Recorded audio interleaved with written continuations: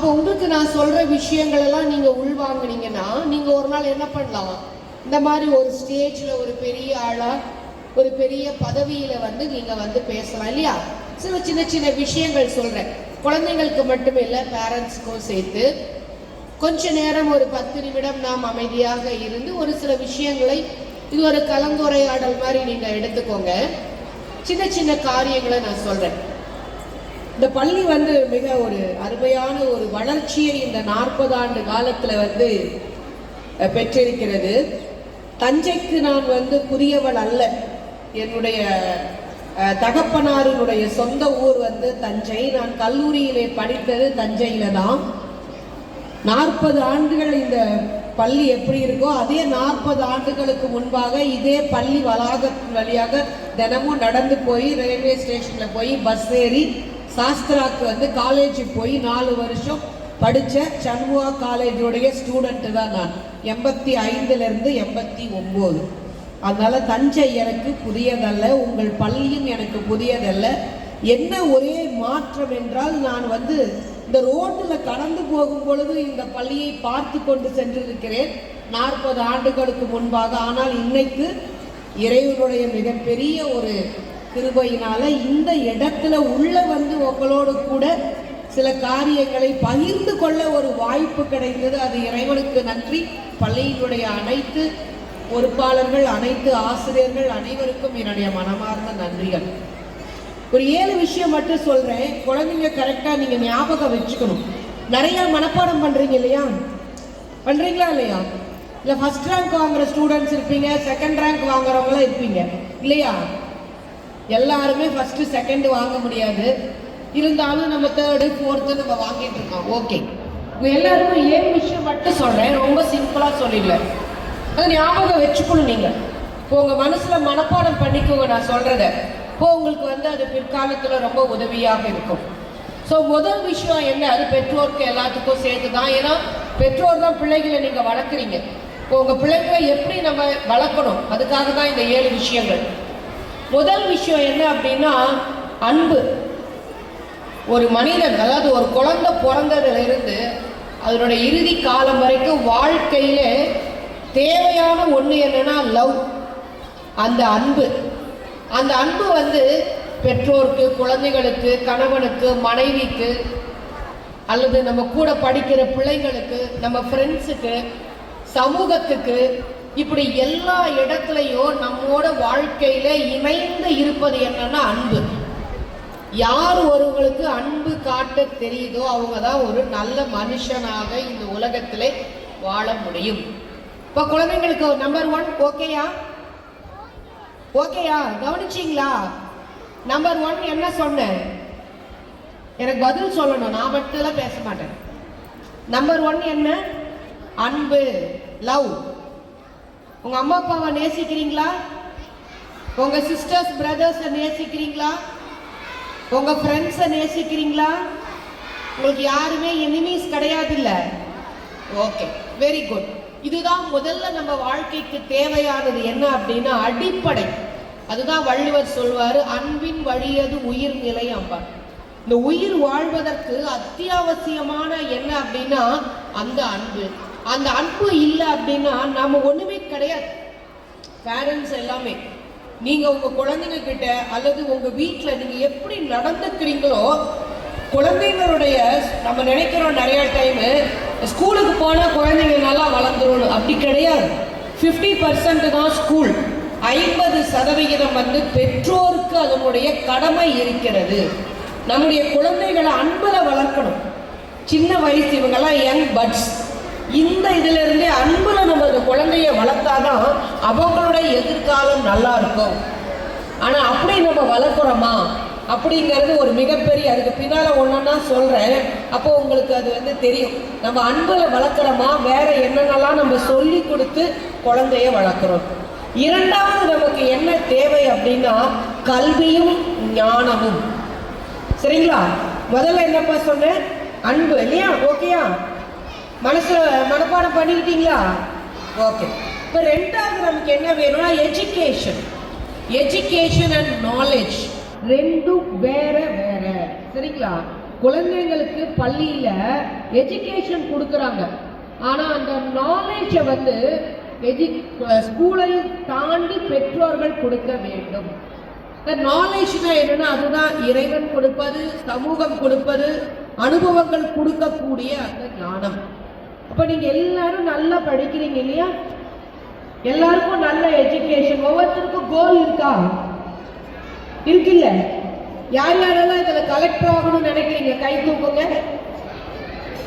நிறைய கலெக்டர், நிறைய பேர் எங்க தஞ்சாவூருக்கே கலெக்டரா வந்துருவீங்கன்னு நினைக்கிறேன். Very good, very good. Okay, யாரெல்லாம் டாக்டர் ஆகணும்? டாக்டருக்கு நிறைய கை தூக்குறீங்க. வெரி குட், வெரி குட். யாரெல்லாம் இன்ஜினியர் ஆகணும்?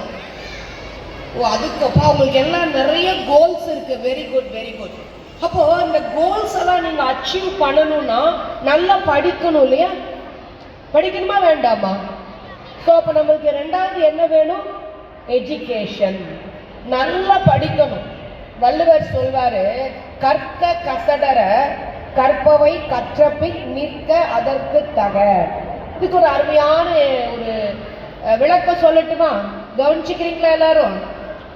திருக்குறளை வந்து பொருள் உணர்ந்து நம்ம படிச்சாதான் படிக்க முடியும். கற்க அப்படின்னா படிங்க, சரியா? எல்லாரும் இப்ப நீங்க படிக்கிறீங்க, படி அப்படின்ட்டார்.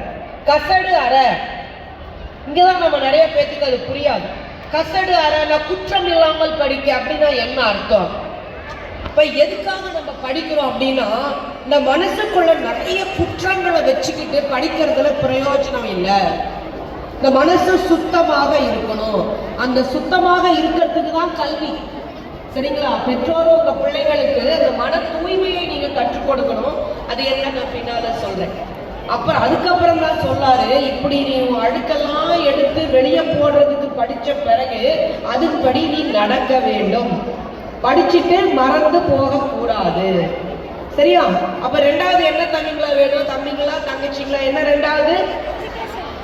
Education and knowledge. இந்த நாலேஜ்ங்கிறது என்ன தெரியுமா? எது சரி, எது தப்பு, எது சரியான வழி, எது தவறான வழி அப்படின்னு கண்டுபிடிச்சு சரியான வழியில நம்ம நடக்கிறது தான் நாலேஜ். படிக்கிறது வேற, புக்கு படிச்சுட்டே இருப்பீங்க, மனப்பாடம் வரும், மூட்டை நிறைய புத்தகத்தை டெய்லி படிப்பீங்க, ஃபர்ஸ்ட் ரேங்க் வாங்குவீங்க, செகண்ட் ரேங்க் வாங்குவீங்க, எக்ஸலண்ட் அவார்டு வாங்குவீங்க, எல்லாமே ரைட்டு. ஆனால் எது சரி எது தப்பு அப்படிங்கிறது நமக்கு தெரியலைன்னா நாலேஜ் இல்லை. அதுக்கு ஒரு சின்ன உதாரணம் சொல்றேன். இப்போ உங்க ஃப்ரெண்ட்ஸ் இருக்காங்க, ஏன் உங்களுக்கு புரிகிற மாதிரி சொல்றேன். உங்க ஃப்ரெண்டு வந்து உங்ககிட்ட வந்து சொல்லுவாங்க, தம்பி தம்பி உன்னை பத்தி அவங்க நேற்றுக்கு பயங்கரமா திட்டுனாங்கன்னு சொல்லுவாங்க. உங்களுக்கு உடனே என்ன வரும்? என்ன வரும்? கோபம். Very good. நீங்க என்ன பண்ணுவீங்க? சொன்னதுமே அப்படியா, என்னை இவ்வளவு திட்டாங்களா, இரு நான் போய் சத்தம் போடுறேன் அப்படின்னு போய் சண்டை போடுவீங்க. நீங்க அந்த ஃப்ரெண்டு கிட்ட சண்டை போட, அந்த ஃப்ரெண்டு இன்னொரு கிட்ட சொல்ல, கடைசியில என்ன ஆகுங்க?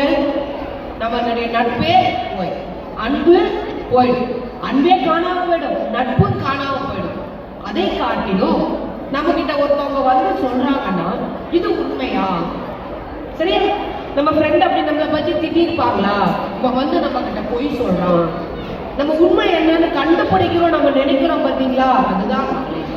அதுக்குதான் வள்ளுவர் சொல்வார், எப்பொருள் யார் யாருக்காய் கேட்பினும் அப்பொருள் மெய்ப்பொருள் காண்பது அறிவு. அறிவு தான் ஞானம், அதுதான் விஸ்டம், அதுதான் இன்டெலிஜென்ஸ். ஓகேயா? செகண்ட் பார்ட் ரைட்டா? ஞாபகம் வச்சுப்பீங்களா? ஃபர்ஸ்ட் லவ், ரெண்டாவது எஜுகேஷன் அண்ட் வெரி குட். இப்போ மூணாவது ஒரு மிகப்பெரிய விஷயம், கொஞ்சம் அமைதியாக தான் சீக்கிரம் முடிச்சிடலாம். ஓகேயா? மூணாவது என்னன்னா டிசிப்ளின், ஒழுக்கம். இப்போ நல்லா படிச்சுட்டீங்க, பெரிய ஆளாயிட்டீங்க, ஃபர்ஸ்ட் மார்க் தான்.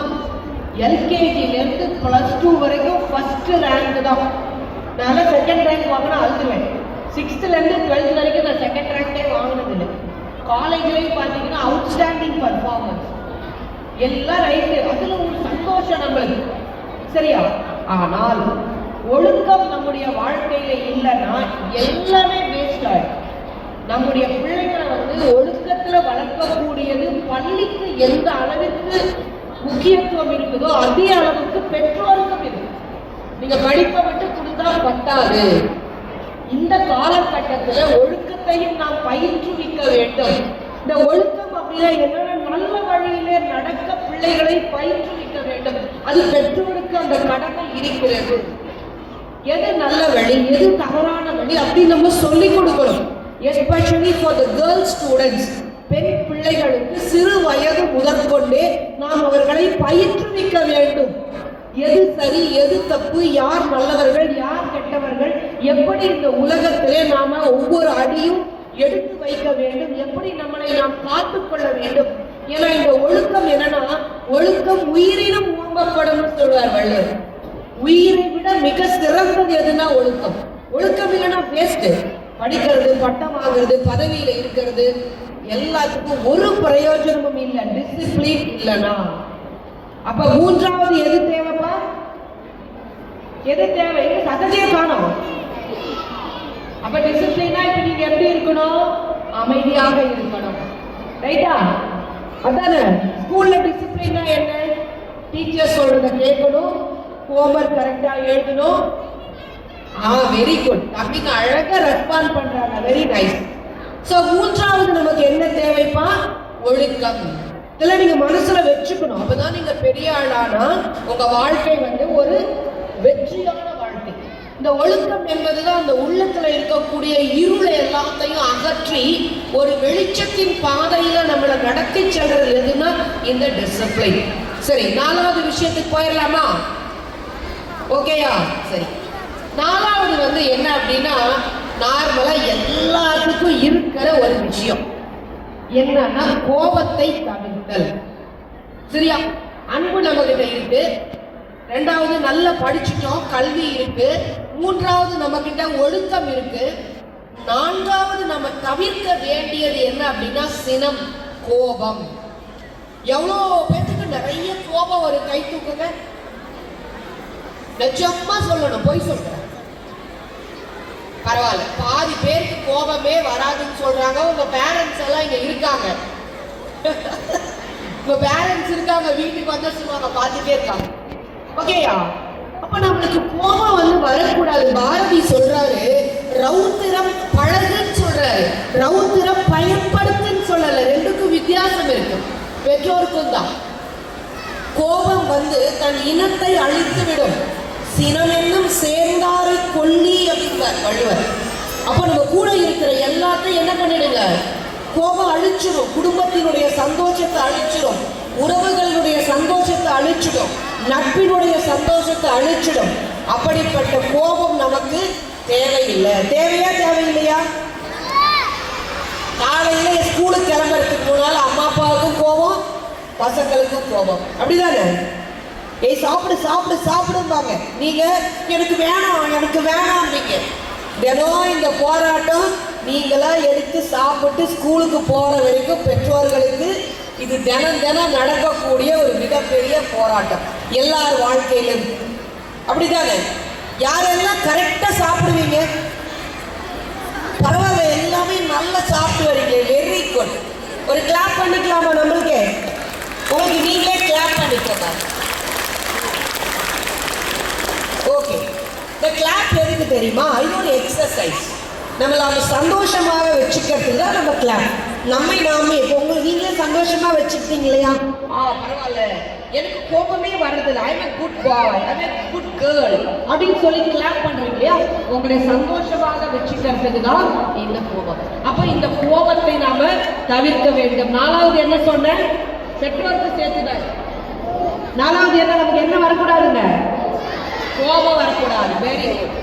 அஞ்சாவது என்ன அப்படின்னா பொறாமை இருக்கக்கூடாது. ஓகேயா? பொறாமைன்னா என்ன? அவங்க நல்ல மார்க் வாங்கிட்டாங்க, அது பொறாமை. அவங்க நம்மளோட நல்லா ட்ரெஸ் பண்றாங்க. இந்த பொறாமை எங்க ஆரம்பிக்குது? யார்கிட்ட இருந்து ஆரம்பிக்குது? இப்ப நீங்க பதில் சொல்லுங்க. பொறாமை எங்க, யாரு பிள்ளைங்களுக்கு கத்துக் கொடுக்குறா? இது நீங்க எல்லாம் பேச மாட்டேங்கிறீங்க. நாம தான் கத்துக் கொடுக்குறோம். சரியா? நாம தான் கத்துக் கொடுக்குறோம். நம்ம என்ன சொல்லுவோம்? அவளை விட நீ அதிக மார்க் வாங்கணும். ஒரு பேச்சு போட்டிக்கு அனுப்பிச்சா நீ தான் ஃபர்ஸ்ட் வாங்கணும், அவ வாங்கக்கூடாது, அவன் வாங்கக்கூடாது. எங்க ஆரம்பிக்குதுங்க? இதெல்லாம் நான் எங்க பசங்க சின்ன வயசா இருந்தப்போ நானும் அப்படி சொன்னவதான். கொஞ்ச நாள் கழிச்சு இதெல்லாம் சிந்திச்சு பார்க்குறப்பதான் பிள்ளைங்களுக்கு எதை கற்றுக் கொடுக்குறோம்? நம்ம சின்ன வயசுலயே அதை கற்றுக் கொடுத்துறோம்.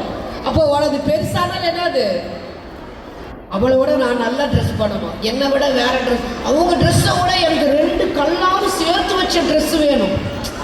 சரியா? அவங்க 1000 ரூபாய்க்கு துணி வாங்கினா நான் 1100 ரூபாய்க்கு அது வாங்கணும். இது நம்ம எல்லாருக்குள்ளேயே இருக்கிறது.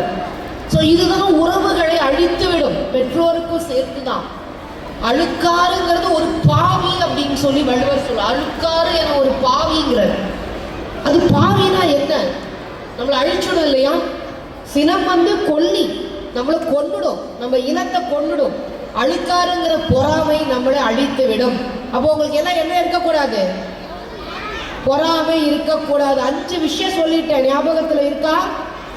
முதல்ல அன்பு, 2வது கல்வி எஜுகேஷன், 3வது டிசிப்ளின் ஒழுக்கம், 4வது கோபம் இருக்கக்கூடாது, 5வது பொறாமை இருக்கக்கூடாது. இது எல்லாம் நம்மளுடைய தனி மனித வாழ்வுக்கு தேவையான ஒரு விஷயங்கள். இப்போ 6வது விஷயம் சொல்றேன். 6 என்னன்னா zeal and enthusiasm, அதாவது ஆர்வம் மற்றும் உற்சாகம். இப்பதான் நீங்க அடுத்த கட்டத்துக்கு வரீங்க. இந்த 5 நீங்க இருந்த பிறகுதான் இப்ப நீங்க என்ன பண்ண போறீங்க? பெரிய ஆளா வர்றதுக்கு கோல் செட் பண்ண போறீங்க. சரியா? இப்பதான் நீங்க சொன்னீங்க இல்லையா, டாக்டர் ஆகிறது, கலெக்டர் ஆகிறது, இந்த கோல். அப்துல் கலாம் சொல்வார், கனவு காணுங்கள்னு சொல்வார். அது என்ன குறள் தெரியுமா? வெள்ளத்தனைய மலர் நீட்டம் மாந்தர்தம் உள்ளத்தனையது உயர்வு. இந்த குறளை கனவு காணுங்கள். கனவுன்னா என்னப்பா? கரெக்ட். கனவுன்னா ட்ரீம்ஸ். ட்ரீம்ஸ்ங்கிறது எப்படி? நல்லா கண்ணை மூடுனா அப்படியே கலரா அழகா வரதா? No, we should set a goal. சரியா? நமக்கு வாழ்க்கைக்கு ஒரு இலக்கை நிர்ணயிக்க வேண்டும். அந்த இலக்கை நோக்கி நம்ம கனவு காண வேண்டும். உள்ளுவதெல்லாம் உயர் உள்ளம்னு சொல்வார் வள்ளுவர். உள்ளம் உடைமை உடைமை. எந்த அளவுக்கு உயர்வான எண்ணங்களை நாம் சிந்திக்கிறோமோ அந்த அளவுக்கு நம்முடைய வாழ்க்கை உயர்வை காணும். அதுதான் கனவு. அப்படிப்பட்ட கனவு உங்களுக்கு வேணும். படிக்கிறீங்க, பொறாமை கிடையாது, கோபம் கிடையாது, ஒழுக்கமா இருக்கிறீங்க, எல்லாத்தையும் வச்சுக்கிட்டே இருந்தா நம்ம முன்னுக்கு வர முடியுமா? முடியாது. அப்ப நம்மளுக்கு என்ன வேண்டும்? கனவு வேண்டும், லட்சியம் வேண்டும், இலக்கு வேண்டும். நீங்க சொன்ன கலெக்டர் ஆகணுங்கிறவங்க எல்லாம் உங்க இலக்கை நோக்கி போகணும். டாக்டர் ஆகணும்னு சொல்றவங்க இலக்கை நோக்கி போகணும். சரியா? இன்ஜினியர் ஆகணும், இலக்கை நோக்கி போகணும். இன்னும் உங்களுக்குள்ளே நிறைய கனவுகள். ஒவ்வொருத்தரும் எழுதி வச்சுக்கோங்க. நான் இன்னைக்கு ஒன்று சொல்றேன், எல்லா சில்ட்ரனும் அதை பண்றீங்களா? ஒரு அழகான ஒரு சார்ட்ல அல்லது ஒரு நல்ல ஒரு ஆர்ட் பேப்பர்ல உங்களுடைய கோல் என்னன்னு எழுதி அதை லேமினேட் பண்ணி உங்க பேரண்ட்ஸ்க்கு வீட்டில் மாட்ட சொல்லுங்க. சரியா? ஓகேயா? பண்ணிடுவீங்களா? நான் கேட்பேன், உங்க சார் கிட்டே மிஸ் கிட்டே கேட்பேன். ஒவ்வொருத்தரும் உங்க வீட்டுக்கு போய் I am a collector, I am a doctor, என்ன நினைச்சாலும் சரி, ஐ எம் அ டீச்சர். உங்க ஒவ்வொருத்தரும் இங்க இருக்கிற அத்தனை குழந்தைங்களும் உங்களுடைய இலக்கு என்ன, அந்த இலக்கை தினம் நீங்க காலையில் எழுந்திரிச்சு ஸ்கூலுக்கு பார்த்தா பார்க்கணும். நான் கலெக்டர் ஆகணும், டாக்டர் ஆகணும், இன்ஜினியர் ஆகணும், இல்லை உங்களுக்கு என்ன ப்ரொஃபஷன், ஒரு பப்ளிக் சர்வீஸ் என்ன பண்ணணுமோ உங்க இலக்கை நீங்க எழுதி மாட்டி வச்சுக்கோங்க. ஒருவேளை நீங்க ஒரு 7வது 8வது போன பிறகு உங்க இலக்கு மாறிச்சுன்னா அதை மாத்திக்கோங்க. ஒருவேளை நீங்க 10வது 11வது போறப்ப உங்களுக்கு வேற இலக்கு வரணும்னா மாத்திக்கோங்க. பட் உங்க இலக்கை உங்க வீட்டுல இருக்கணும். ஒவ்வொரு பிள்ளைக்கும் நீங்க நிர்ணயிக்கிற இலக்கு உங்களுடைய இல்லத்திலே இருக்க வேண்டும். தினம் அதை நீங்க பார்க்கணும். அதுதான் ஆர்வம், அதுதான் எந்தூசியாசம், அதுதான் zeal. சரியா? அப்ப நம்ம 6வது பார்த்தது என்னது? இலக்கு, zeal. ஓகேயா? ஆர்வம். கடைசியாக கேர் ஃபார் த சொசைட்டி. எல்லாமே இருக்கு. ஆனா ஒரு நல்ல மனிதனாக இந்த சமூகத்துல நம்ம வாழணும் அப்படின்னா இந்த சமூகத்தின்பால் நமக்கு என்ன வேண்டுங்க? அக்கறை வேண்டும். வாடிய பயிரை கண்ட போதெல்லாம் வாடினேன் வள்ளலார் சொல்வர். ஊருணி நீர் நிறைந்த ட்ரேம்பர் வள்ளுவர் சொல்வார், பயன்மரம் உள்ளூர் பழுத்தற்றான்னு சொல்வார். இதுக்கு எல்லாம் என்ன அர்த்தம்னா, ஊருக்குள்ள இருக்கக்கூடிய குளத்துல தண்ணி நிறைய இருந்தா அந்த ஊருக்கே அது பயன்படும். நல்ல கோடை காலத்துல அங்கங்க மாமரம் அப்படியே பழுத்து தொங்குது, மாங்காய் அடிச்சு சாப்பிடுவோம் இல்லையா? அப்போ இந்த மாதிரி நாம் இந்த உலகத்திற்கு பயனுள்ளவர்களாக, சமூகத்தின் பால் அக்கறை உள்ளவர்களாக இருக்க வேண்டும். அற்றார் அழி பசி தீர்த்தல் ஒருவர் பெற்றான் பொருள் வைப்பொழின் வள்ளுவர். ஒருவருடைய பசியை தீர்க்கிறது தான் நம்ம சம்பாதிச்சு சேர்த்து வைக்கிற பேங்க் அப்படிங்கிற. பசி இருக்கிறவனுக்கு சாப்பாடு கொடுக்கணும், உடை இல்லாதவனுக்கு உடை கொடுக்கணும், யாருக்கெல்லாம் படிக்கிறதுக்கு வசதி இல்லையோ அவங்களுக்கு கல்வி உதவி கொடுக்கணும். இப்படி இந்த சமூகத்தின் பால வறியவர்களாக இருக்கக்கூடிய ஒவ்வொருவருக்கும் நம்ம அவருடைய வாழ்க்கை தரத்தை உயர்த்துவது நம்மேல் விழுந்த சமூக கடமை. இந்த 7 விஷயங்களும் நமக்கு ஞாபகத்தில் இருந்தா வள்ளுவர் சொல்ற வாழ்க்கையை நாம் வாழ முடியும். 7 என்ன கரெக்டா சொல்லுங்க பாப்போம். நம்பர் 1 சொல்லணும், வெரி குட், அன்பு. நம்பர் 2 கல்வியும் ஞானமும். Number 3 discipline, very good very good. Number 4 கோபம் தவிர்த்தல், ஓகே. நம்பர் 5 பொறாமப்படாம இருக்கிறது. நம்பர் 6 நமக்கென இலக்கை கோல் செட் பண்ண சொல்லிருக்கேன் இல்லையா வீட்டுல, அதான் நம்பர் 6. நம்பர் 7 என்ன, இந்த சொசைட்டிக்கு நாம ஹெல்ப் பண்ணணும். சரியா? நீங்க கொஞ்சம் சாப்பாடு வச்சிருக்கீங்க, யாராவது அன்னைக்கு சாப்பாடு கொண்டுட்டு வரலன்னா கொஞ்சம் ஷேர் பண்ணணும். 2 பென்சில் வச்சிருக்கீங்க, உங்க ஃப்ரெண்டோட பென்சில்ல கூறு போயிடுச்சுன்னா உங்க பென்சிலை ஒழிச்சு வைக்க கூடாது. ஐயோ பென்சில் இருந்தா அவன் என் ஹோம்வொர்க் எழுதிடுவான், அவன் இன்னைக்கு மிஸ்ஸு கிட்ட திட்டு வாங்கணும் அப்படின்னு நம்ம நினைக்க கூடாது. ஓகேயா? அப்ப நம்ம இன்னொரு பென்சில் எடுத்து நம்ம ஃப்ரெண்டுக்கு கொடுக்கணும். இந்த சின்ன சின்ன விஷயங்கள்ல நம்ம கூட இருக்கிறவங்களுக்கு நம்ம ஹெல்ப் பண்ணணும். இந்த 7 விஷயங்களை பண்ணா வள்ளுவர் சொல்றாரு, மனத்துக்கண் மாசு இளன் ஆதல் அனைத்து அரண் அப்படின்னு சொல்றாரு. நம்ம வாழ்க்கை அறமான வாழ்க்கை, விர்ச்சுவல் லைஃப், இறைவன் விரும்புகின்ற ஒரு ஆலயமாக இந்த மனம் இருக்க வேண்டும். இந்த மனசு எப்படி இருக்கணுங்க? இறைவன் குடியிருக்கும் மனமது செம்மையானால் மந்திரம் செபிக்க வேண்டாம்னு சொல்லுவாங்க. இந்த மனம் செம்மையாக இருக்க வேண்டுமானால், இந்த மனத்திலே இறைவனும் இறை தன்மையும் குடியிருக்க வேண்டும் என்றால் இந்த மனத்திலே இருக்கக்கூடிய கசடுகள் நீங்க வேண்டும். அதுதான் இப்ப நான் சொன்னது. அழுக்காறு, அவா, வெகுளி, இன்னா சொல் 4ம் எழுக்கா இயன்றது அறம். அப்படிப்பட்ட ஒரு அறமான வாழ்க்கையை வாழ்வதற்கு குழந்தைகள் நீங்களும் தயாராக வேண்டும், பள்ளிகளும் அவர்களை தயார்படுத்த வேண்டும், பெற்றோர்களும் தயார்படுத்த வேண்டும். மீண்டுமாய் உங்கள் அனைவருக்கும் என்னுடைய மனமார்ந்த நன்றிகளையும் வாழ்த்துக்களையும் தெரிவித்துக் கொள்கிறேன். நன்றி.